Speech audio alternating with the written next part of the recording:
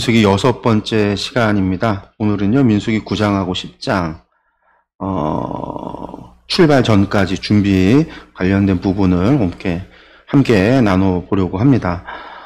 저희들이 이제 전체 보기를 좀 보시면은요, 시내산에서의 출발 준비가 1장에서 10장 10절까지입니다.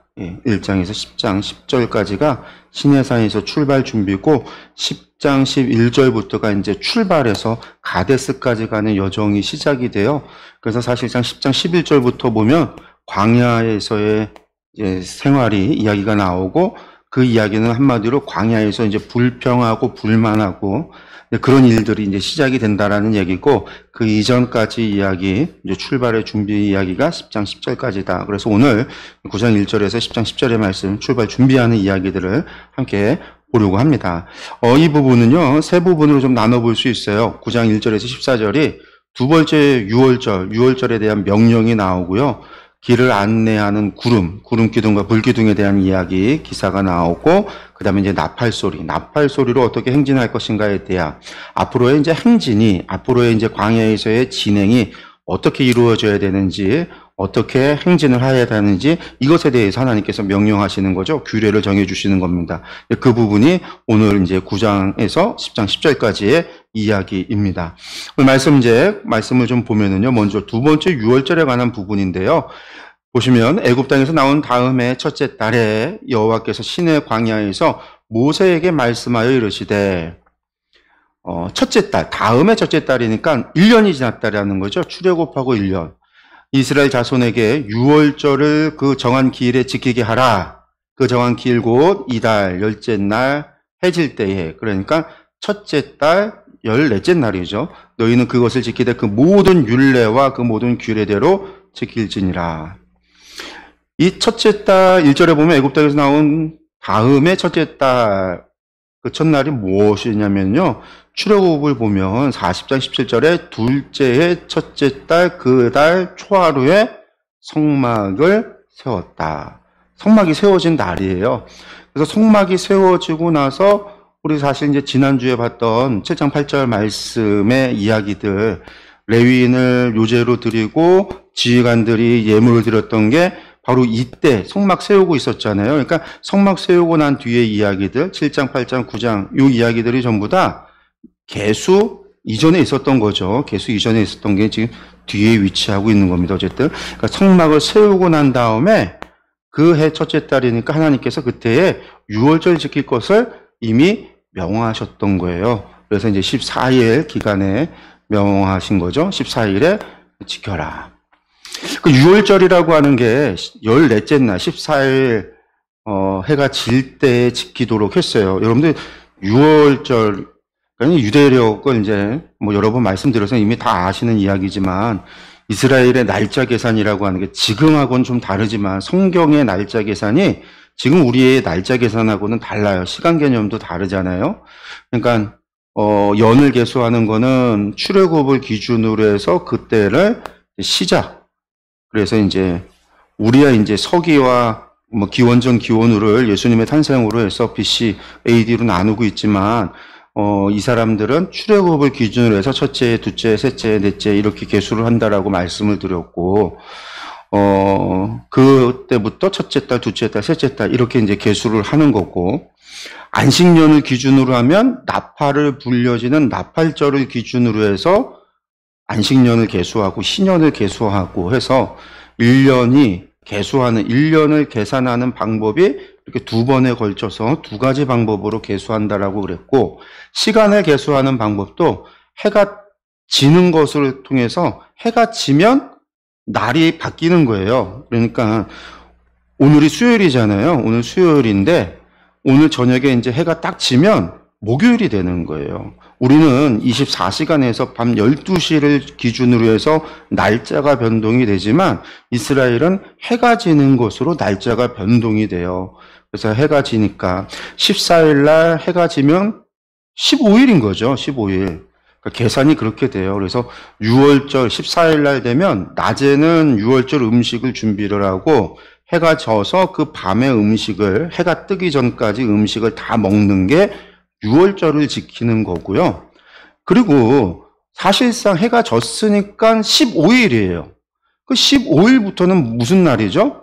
무교절이 되는 거예요. 그래서 무교절 첫날이 그러니까 6월절과 무교절 첫날이 같은 날인 거죠. 그래서 무교절은 뭐예요? 무교병을 먹는 거잖아요. 6월절부터 무교병을 먹기 시작을 하는데 그게 사실 무교절에 먹는 거예요. 7일 동안 무교병을 먹는 거. 그래서 이제 무교절과 6월절을 같은 거는 아니에요. 무교절은 7일 동안 지키는 거고 6월절은 밤사이 지키는 거니까 다르기는 하지만 그 첫날 시작이 6월절을 시작으로 한다라고 하는 것, 이것이 우리가 이제 헷갈려서는 안 되는 부분이고, 성경의 시간은 언제나 해가 지는 것으로 시작이 된다. 14째 날에 이제 해가 질 때에 준비를 했던 것을 먹는 것, 그게 먹는 것이 6월절을 지키는 거죠. 그 6월절 지킨다라고 이야기할 때 6월절이 뭐예요?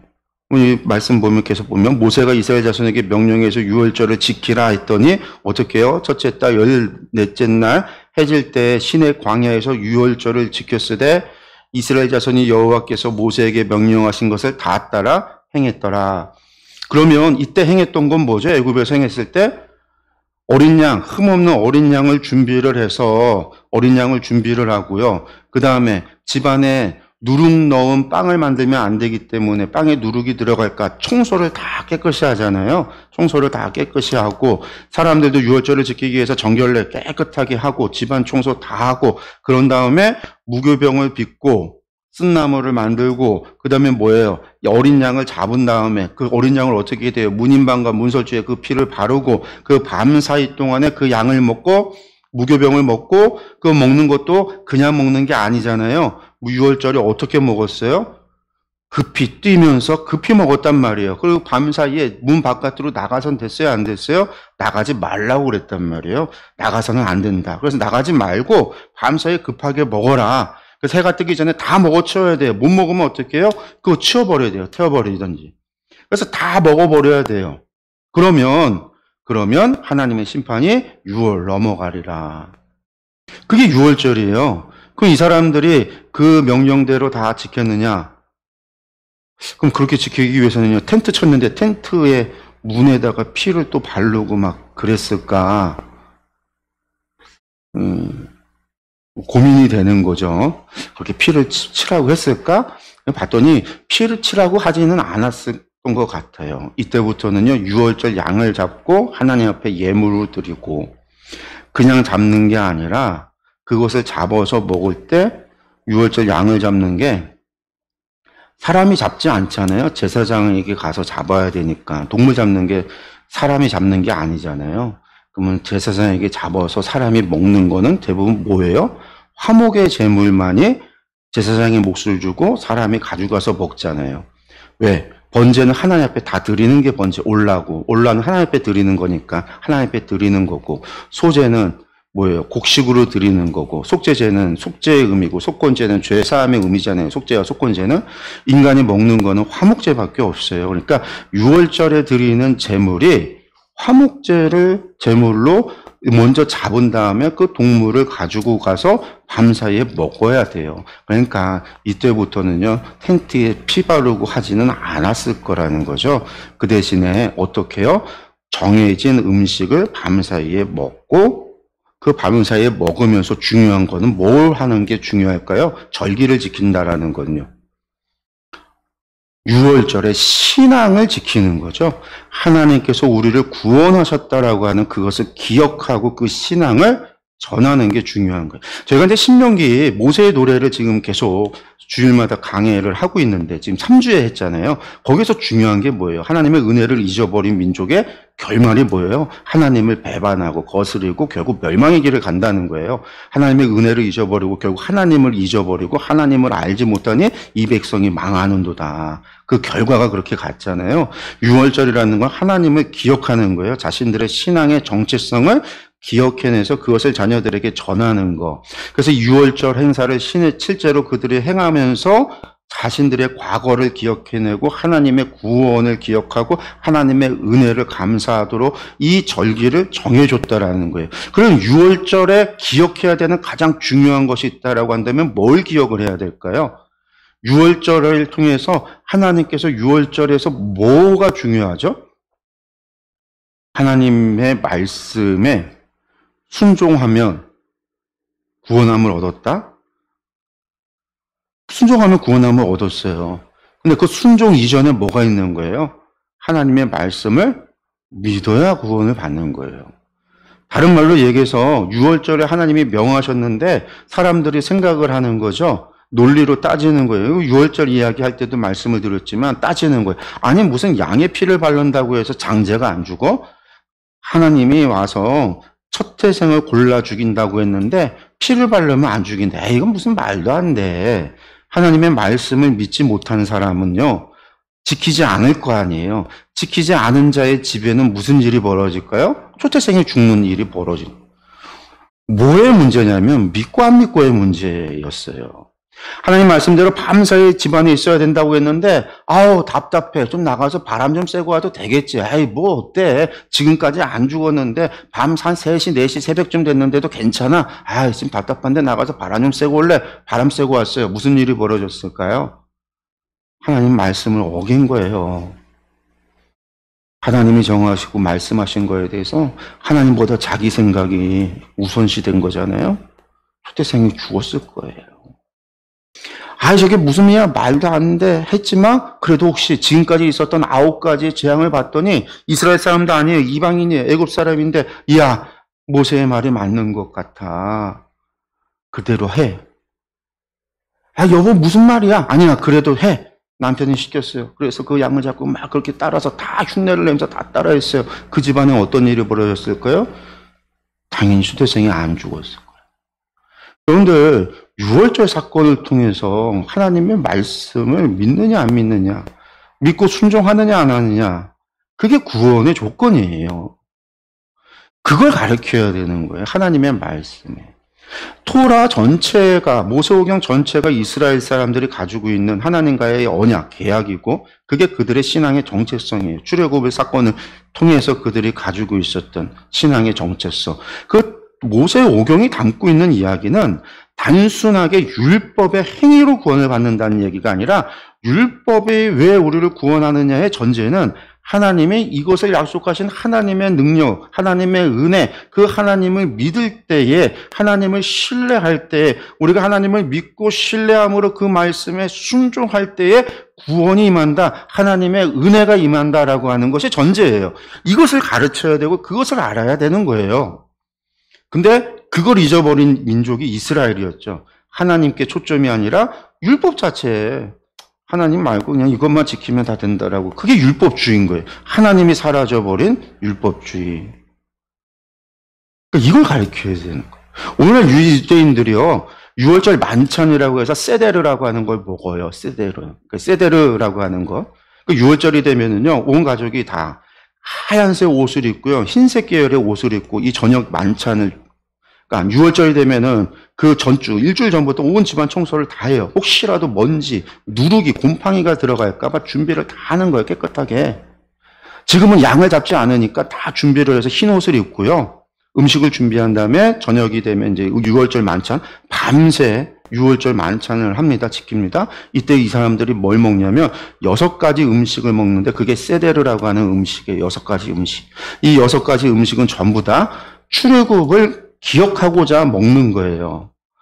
그 고통을 상기시키는 건데 옆에 있는 게 그 세데르 음식 한 접시에 있는 건데 첫 번째 1번이 저기 뼈가 있잖아요. 1년대 순양의 고기와 정강이뼈예요. 이걸 뭘 상징하냐면 6월절에 양을 상징하는 거예요. 양을 상징하는 거예요. 두 번째는 2번이 구운 달걀입니다. 구운 달걀. 이게 이제 축제의 희생물을 상징해요. 축제의 희생물이라는 건 화목제물이거든요. 화목제물. 화목제물을 상징하고, 또 하나는 1차, 2차 성전 파괴를 기억하고 애도하는 의미로 구운 달걀을 먹는다는 거예요. 세 번째가 마토르라고 하는 건데요. 이게 뭐냐면 서양의 고추냉이처럼 서양에 있는 허브인데 맵고 쓴맛이 나는 허브래요. 응, 이걸 일부러 먹는 거예요. 맵고 쓴맛이 나는. 왜? 노예 생활, 애굽에서 노예 생활을 했을 때를 기억하고자 쓴맛 나는 음식, 허브를 먹는 거예요. 그 다음에 이제 네 번째가 저 세 장의 마초트를 먹는데, 이게 마자의 이제 복수형인 마초트인데, 마자를 먹는데 이 마차가 무교병입니다. 무교병. 세 장의 마자를 먹어요. 무교병을. 그 다음에 다섯 번째가 하로셋이라고 하는 건데, 저게 잼이에요, 잼. 사과와 호두와 잣을 으깨 갖고 꿀이나 포도주를 섞어서 만든 일종의 잼이에요. 이제 그걸 갖다가 이제 발라 먹고, 여섯 번째가 이제 샐러드입니다. 카르파스라고 하는 파슬리나 샐러드, 양상추를 가리키는데, 이것도 이제 그 애굽에서 종살이할 때 먹던 좀 쓴맛 나는. 그래서 이 여섯 가지 음식을 세대를, 여섯 가지 음식을 먹어요. 그러면서 지금 먹는 거예요. 지금도. 출애굽하고 나서 3,400년이 흐른 지금도 6월절을 이스라엘 사람들이 지키면서 이 여섯 가지 음식을 먹으면서, 이거 먹는 게 고역이에요. 힘들어요. 맛이 없으니까. 여기 보면 다 쓰고 맵고 맛대가리가 하나도 없어요. 저 맛자라는 것도 맛대가리 하나도 없어요. 우리가 이제 성만찬 할 때 먹는 전병 있잖아요. 근데 그 전병이 누룩이 안 들어가 있는 게 전병인데, 그건 그래도 좀 부드러운 거고, 원래 맛자가 밀가루만 이제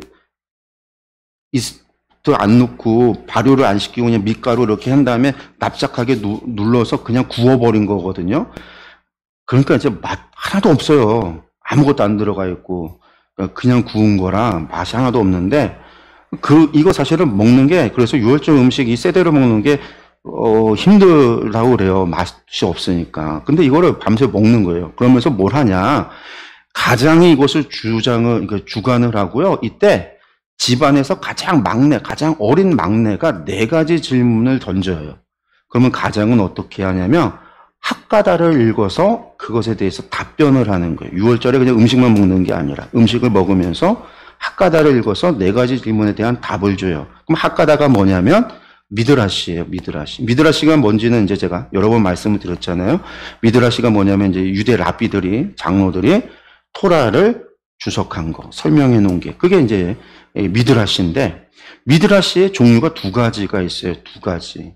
할라카라고 하는 미드라시가 있고 학가다라고 하는 미드라시, 이 두 가지 미드라시가 있어요. 이게 장로들이 설명을 해 놓은 건데, 할라카라고 하는 미드라시는 뭐냐면 걷는다라는 거예요. 걷는다라는 의미인데, 할라카는 시민법과 종교법에 관한 규례예요. 규례. 그러니까 한마디로 말해서 토라에 대한 주석이다, 해석이다라고 보시면 돼요. 그러니까 토라, 모세 오경을, 율법을 해석해서 더 자세하게 해석해 놓은 거다.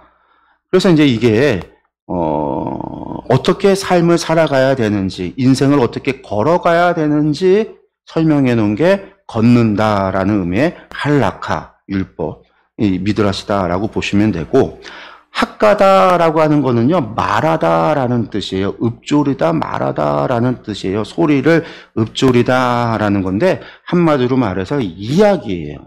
오늘날 유행하는 이제 내러티브인데, 이야기인데, 이야기를 읊조려서 기억을 증강시켜서 이야기를 기억하도록 하는 게 이 학가다예요. 그럼 이야기가 뭐냐? 이건 법은 아니에요. 법은 아닌데, 이건 뭐냐면, 한마디로 말해서 학가다 하면 그 이야기, 무슨 이야기? 6월절에 들려주는 하나님의 구원의 이야기라는 거예요. 그러니까 이제 창세기, 출애굽기, 레위기, 민수기, 신명기, 모세 오경에 나와 있지 않은 설화나 그런 이야기들, 전승이 있잖아요. 없는 이야기, 성경에 나와 있지 않은 이야기. 제가 이제 왜 설교할 때 그런 이야기, 민수기 강의할 때 그 미드라시 이야기를 했잖아요. 막 그 바사나 옥가의 전쟁에서 옥 같은 경우가 막 당시에 거인이었다, 막 그런 이야기. 그게 당시 설화에 있는 이야기들인데 미드라시에 기록이 돼 있어요. 그러니까 학가다에는 그런 이야기들이 나오는 거. 얼마나 거인이냐면요, 모세가 이 옥에 발가락 높이밖에 안 됐대요. 모세의 키가 딱 서 있는데 머리가 발가락까지밖에 안 됐다는 거예요. 얼마나 컸다라는 거예요. 거인이었다라는 거죠. 말도 안 되는 얘기긴 한데, 어쨌든 그런 설화 같은 이야기, 그런 게 이제 학가다라는 거예요. 그러니까 하나님께서 어떻게 우리를 구원하셨는가라는 이야기로 만들어진 6월절에 들려줘야 되는 이야기. 그러니까 이제 이거를 6월절에 밥 먹으면서 자녀에게 들려줘서 이야기를 뭐 해야 되는 거예요? 가르쳐야 되는 거예요. 한마디로 이야기는요. 근데 이야기는 오늘날 내러티브라고 하는 게 대단히 그 교육에 있어서 중요하거든요. 왜냐하면 이야기는 힘이 있어요. 기억에 남기 때문에.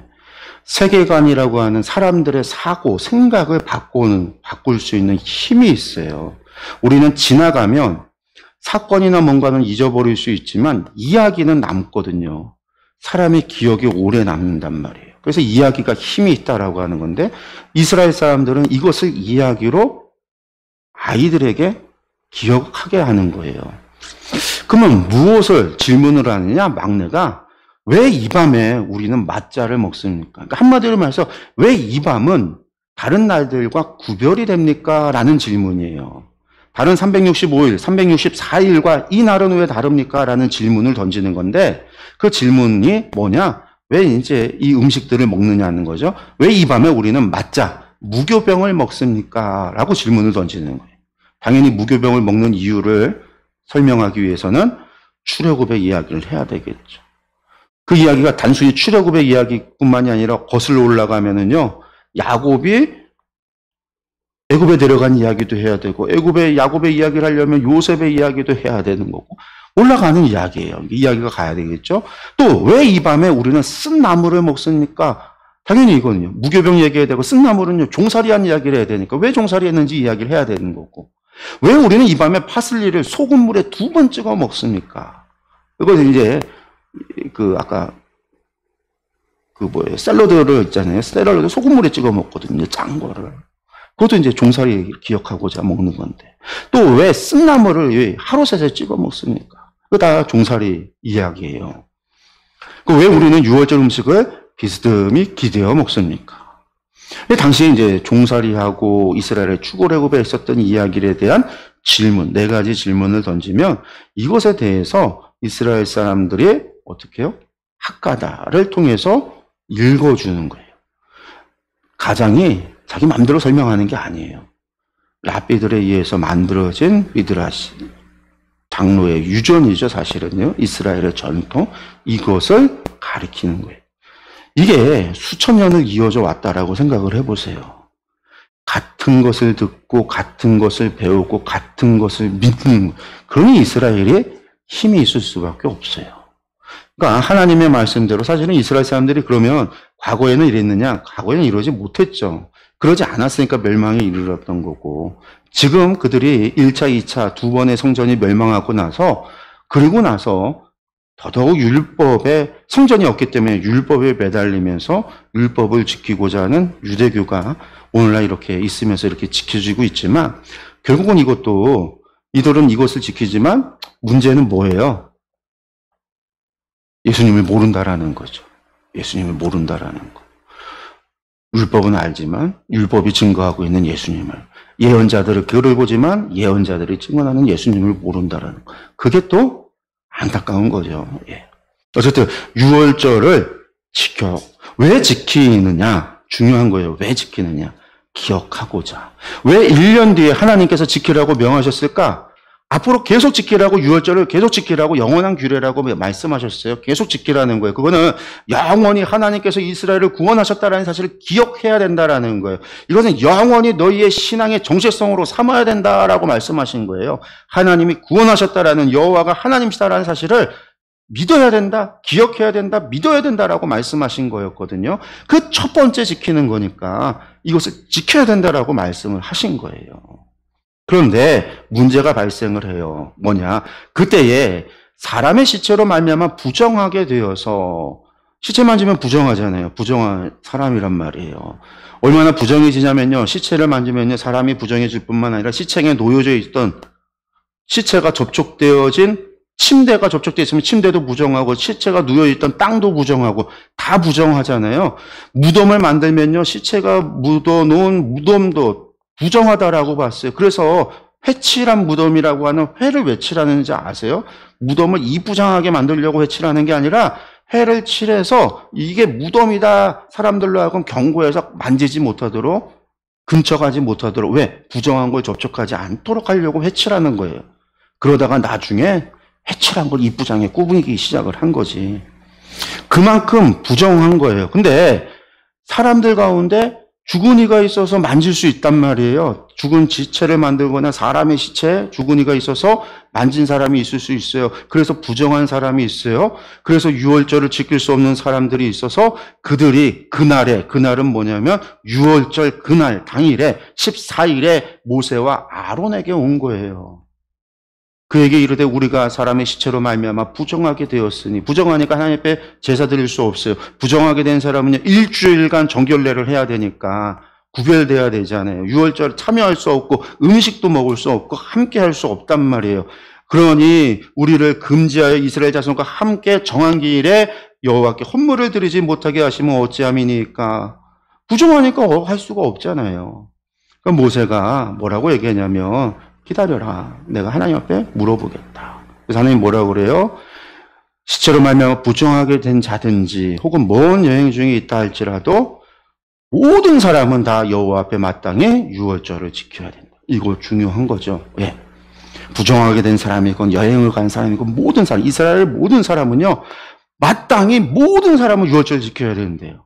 그 얘기는 무슨 얘기일까요? 유월절 음식 먹는 게 그만큼 중요하다? 그게 아니라 하나님의 구원의 역사를 기억하는 게 중요하다. 그것을 자녀에게 가르치는 게 중요하다. 하나님의 구원을 내가 믿고 그것을 신뢰하고 그것을 통해서 우리의 신앙을 되새기는 게 중요하다라는 거예요. 반드시 그렇게 해야 된다라는 거예요. 어떤 핑계도 대서는 안 된다라는 거죠. 그래서 하나님 뭐라고 명하시냐면요. 둘째 달 14째 날에 한 달 뒤에 해질 때 그것을 지켜서 첫 번째 유월절에 지키지 못한 사람은요. 두 번째 달에 유월절 지켜라. 그들을 위해서 어린 양의 무교병과 쓴나물을 아울러 먹을 것이요. 아침까지 그것을 조금 더 남겨두지 말고 그 뼈를 하나도 꺾지 말아서 유월절 모든 율례대로 지켜라. 그래서 하나님이 정하신 모든 절기, 특별히 7절기라고 하는 모든 절기는요, 당일에 지켜지고 한 번으로 끝나지만 6월절만 2번 지켜요. 이것 때문에 지금도 이스라엘의 6월절은요, 2번이에요. 1월 14일에 6월절을 지키고 그날에 지키지 못한 사람들을 위해서 2월 14일에 6월절을 다시 해요. 지키지 못한 사람들의 6월절. 그래서 반드시 6월절을 지키도록 지금도 지킨다라는 거예요. 반드시 이것을 기억해내라는 거죠. 그러나 사람이 정결하기도 하고 여행 중에 있지도 않으면서 6월절 지키지 아니하는 자는 그러니까 안 지키는 하나님이 이렇게 중요하다라고 했는데 그런데 안 지켰어. 그러면 어떻게 해요?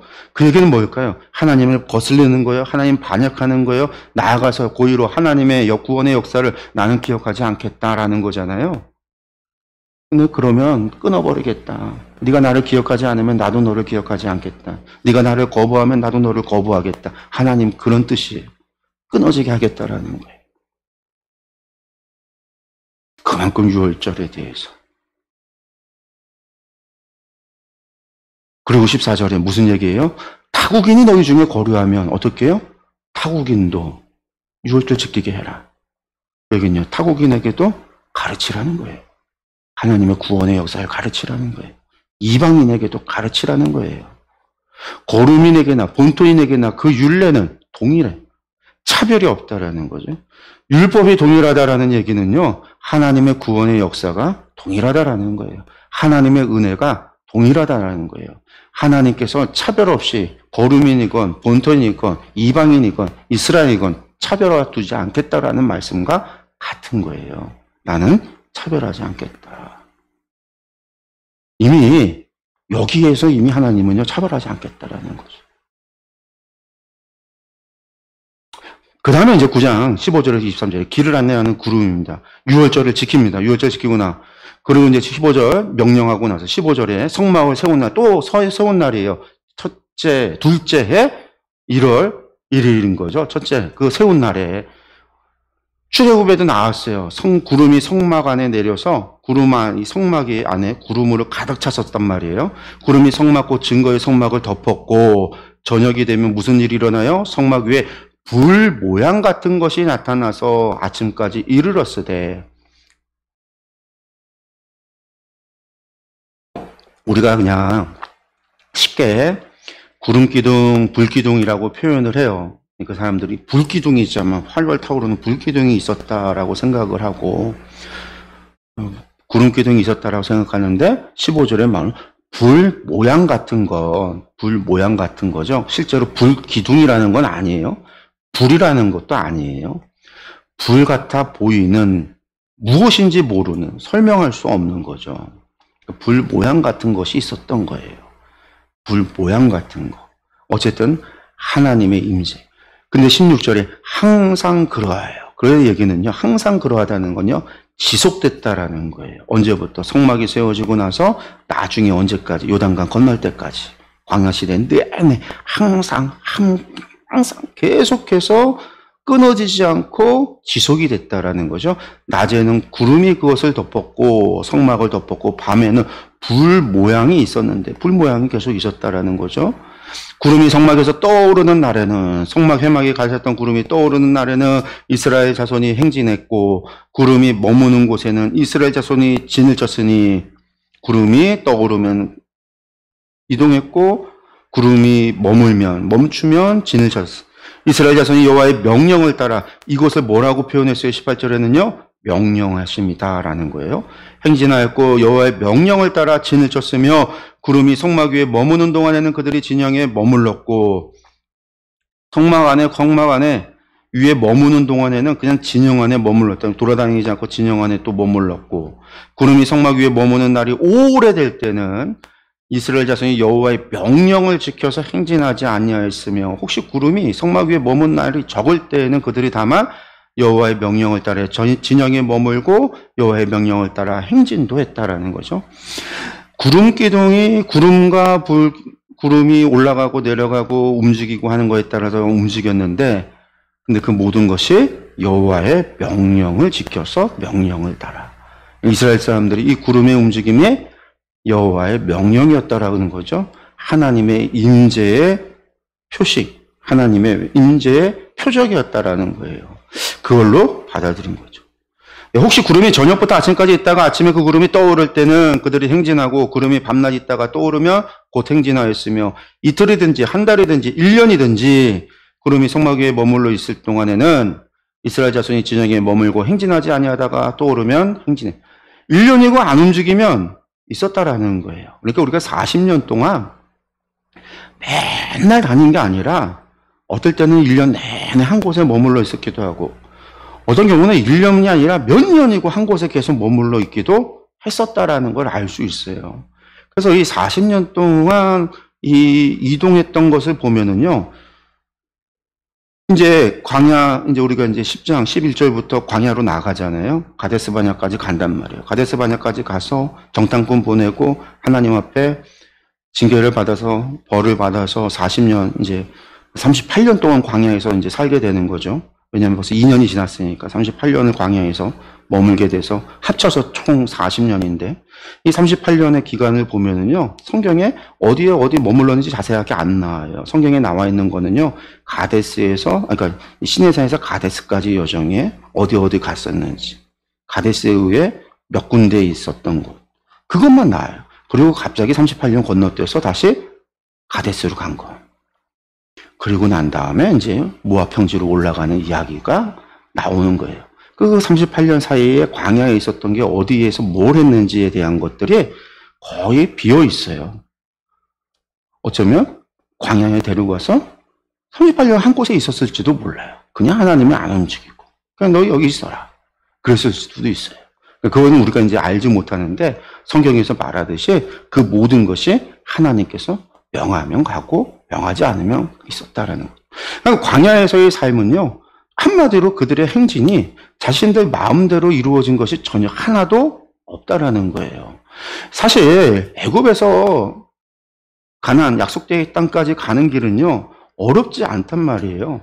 바닷가를 따라서 가면은요, 금방 가요. 일주일이면 가요. 길 잃어버릴 것도 없어요. 해안가를 따라서 쭉 올라가면 바로 블레셋이니까 일주일도 안 걸려요. 며칠 안 걸리고 금방 갈 수 있거든요.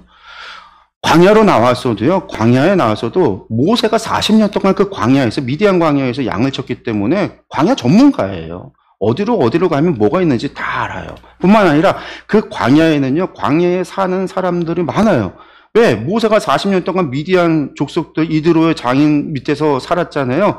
그 미디안 족속들이 다 거기에 유목들이 살기 때문에 가다 보면은요, 유목민들 수없이 만날 수밖에 없어요. 그 사람들한테 길 물어보면 금방 갈 수 있어요.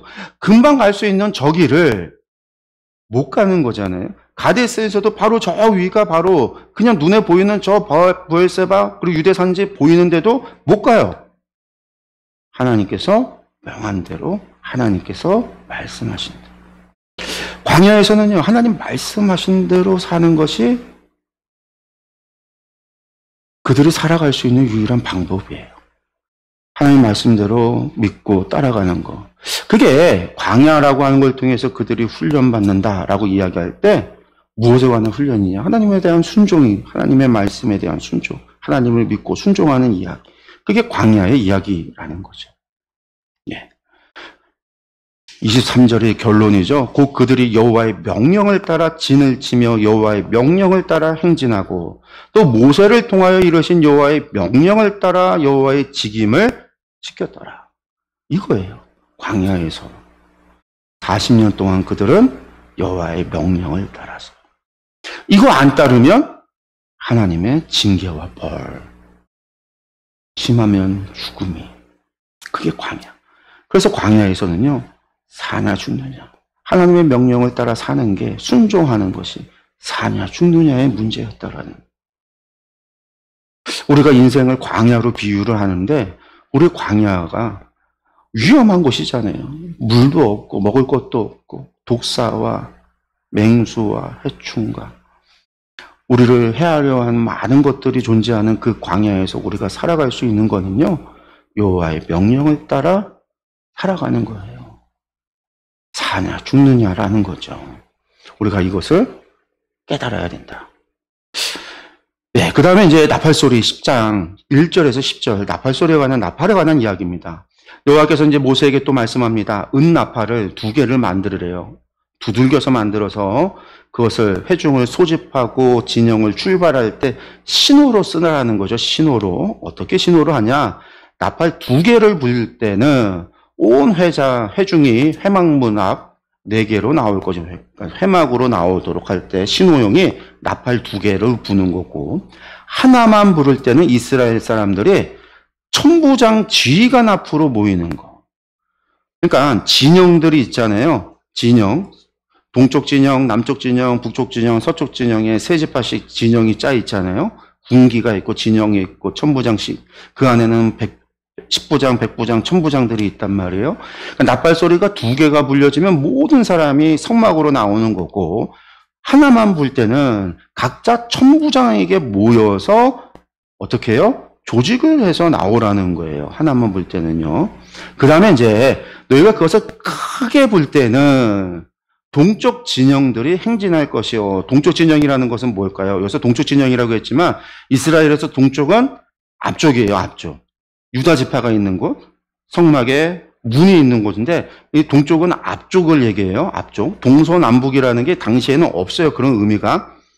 동서남북이라고 하는 의미가 당시에는 없어요. 그러니까 해 뜨는 쪽, 앞쪽이 가까운 쪽이 동쪽의 의미예요. 성경에서 우리가 읽어나갈 때는 그렇게 읽어야 돼요. 해 뜨는 쪽이다, 앞쪽이다. 그러니까 앞쪽부터 행진하라. 그러니까 크게 볼 때는 앞쪽부터 이제 행진할 때 앞쪽부터 나가는 거. 그래서 모든 행진의 방향의 순서가 앞쪽에 있었던 유다 지파가 맨 앞으로 나아가면 그 다음 지파들이 따라간다라는 거죠.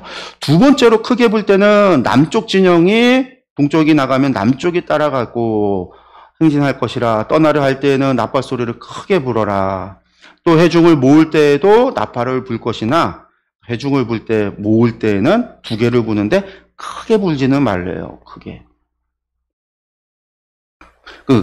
아론의 자손인 제사장들이 불지는 있는 너희 대대의 영원한. 그러니까 나팔은 누가 부르냐? 제사장이 분다. 그리고 너희 땅에 너희가 자기를 압박하는 대적을 치러 전쟁을 하러 갈 때는 어떻게 하냐? 크게 불어라. 그러니까 이제 크게 불고 좀 작게 부는 걸로 구별을 하는 거죠. 이게 크게 불면 뭐예요? 대적이 왔다 싸우러 나간다라는 거예요. 그러면 너희가 그 소리를 듣고 천부장에게 모여서 군대를 조직해서 너희가 나오는데, 그러면 너희만 기억하는 게 아니라 나도 그 소리를 듣고 나도 기억하겠다라는 거죠. 하나님 여호와가 너희를 기억하고 너희의 대적에게서 내가 구원하겠다. 그 나팔 소리를 내가 기억하여 내가 너희를 구원하겠다. 하나님께서 약속하시는 거예요. 또 너희의 희락의 날과 너희가 정한 절기와 초하루에는 번제물을 드리고 화목제를 드리며 나팔을 불어라. 그로 말미암아 너희의 하나님이 너희를 기억하시리라. 나는 너희의 하나님 여호와이니라. 나는 너희 하나님 여호와다. 여호와 어떤 하나님이세요? 언약을 맺으신 하나님이시다라는 거죠. 여기서 희락의 날이라는 것이 뭐예요?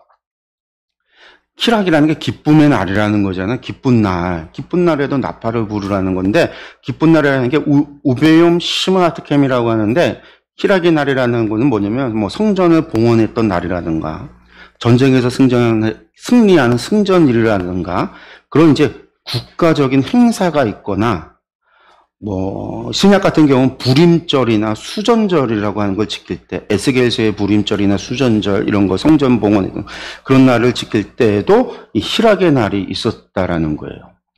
그리고 새해가 될 때 나팔절에 나팔을 불고 신년이 되면 나팔을 불어요. 그게 다 희락의 날이에요. 그런 날들이. 그때 나팔을 불어라. 그러면 내가 너희를 기억하겠다. 너희와 언약을 맺은 나의 하나님이다라는 거죠. 그리고 또 너희가 정한 절기 했는데 이거 번역을 좀 잘못됐어요. 너희가 정한 절기는 이스라엘 사람이 절기를 정했다라는 말인데, 성경에 하나님께서 율법에는 모세 오경을 주어졌을 때 하나님께서 레위기에 뭐라고 얘기했냐면 7가지 절기를 정해주고요. 유월절, 무교절, 초실절, 그 다음에 나팔절, 대속제일, 초막절 이것들을 정해주고 나서요. 오순절, 이것들을 정해주고 나서 뭘 했냐면 이거 외에 절기를 너희가 만들면 안 된다라고 법으로 정했어요. 근데 너희가 정한 절기 하면은 이상하잖아요. 이게 지금 우베모 아데켐에서 너희에게 정하여진 절기라는 거. 너희가 정한 절기가 아니라 너희에게 정해진 절기. 내가 너희에게 정해놓은 절기. 이런 뜻이에요. 그러니까 이스라엘이 정한, 너희 사람이 정한 절기가 아니라 하나님께서 율법으로 이스라엘에게 정해놓은 절기, 그런 뜻이에요. 그래서 유월절과 무교절과 오순절과 장마절과 나팔절과 이런 절기들에 나팔을 불고 초하루, 매월 초하루에 번제를 드릴 때 나팔을 부르라는 거예요. 그러면 하나님께서 기억한다라는 거죠. 기억한다. 나팔을 불면. 그 나팔 소리가 들리면 하나님께서 기억하신다라는 거예요.